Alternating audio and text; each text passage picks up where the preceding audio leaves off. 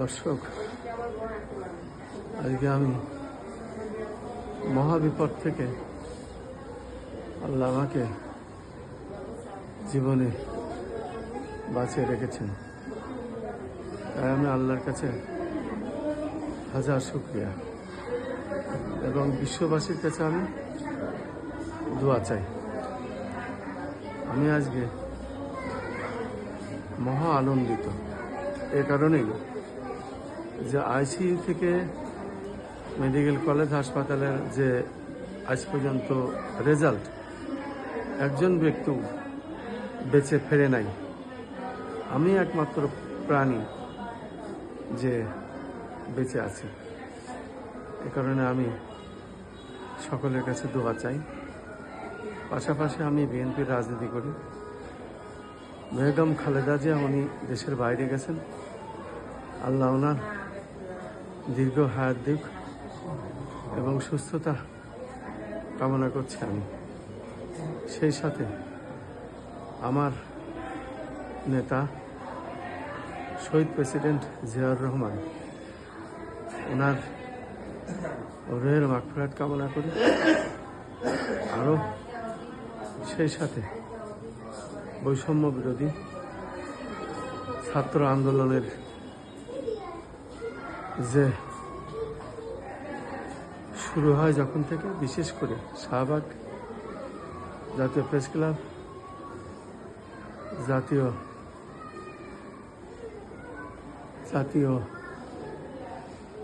শহীদ মিনার, পাশাপাশি বাংলাদেশ সচিবালয়ের সামনে থেকে আমি মৃত্যুর হাত থেকে বেঁচে এসেছিলাম।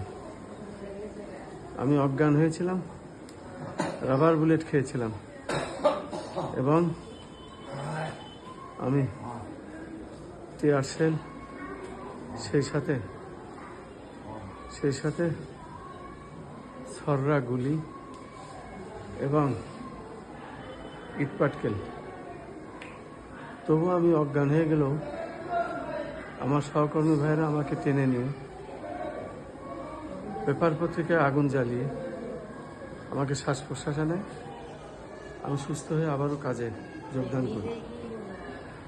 সেসব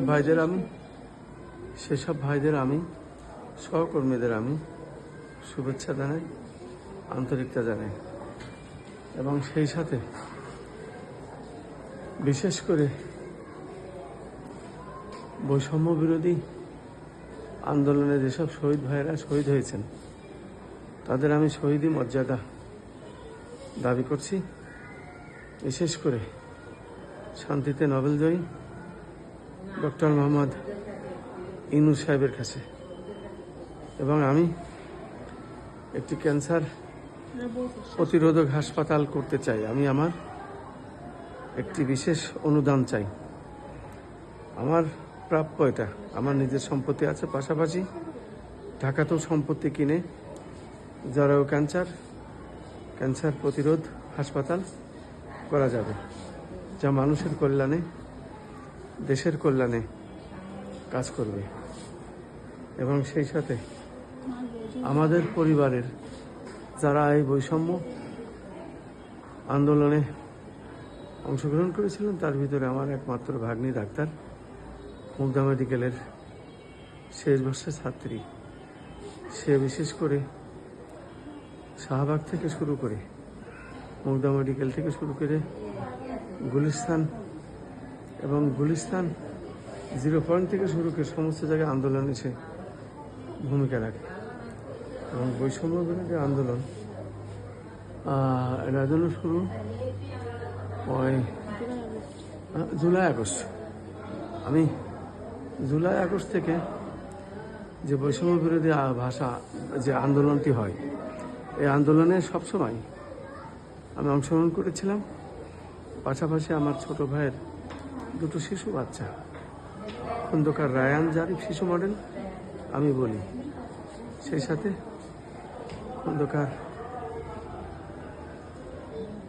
মারিয়াম আঞ্জুম আরিবা, এরা শিশু হিসাবে সক্রিয় ভূমিকা রেখেছিল যেদিন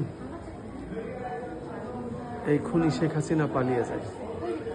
এবং তার হুকুমেই যখন এই দেশে সাধারণ জনগণ, সাধারণ ছাত্রদের উপরে গুলি চালানো হয়, আমি সেই ব্যক্তি যে শেখ হাসিনার হুকুমের আসামি করে মামলা করতে চাই। আমি সারা বিশ্ববাসীর কাছে দোয়া চাই, বাংলাদেশের যেসব বৈষম্য বিরোধী আন্দোলনে শহীদ হয়েছে তাদের রুহের মাগফিরাত কামনা করছি। আমিন।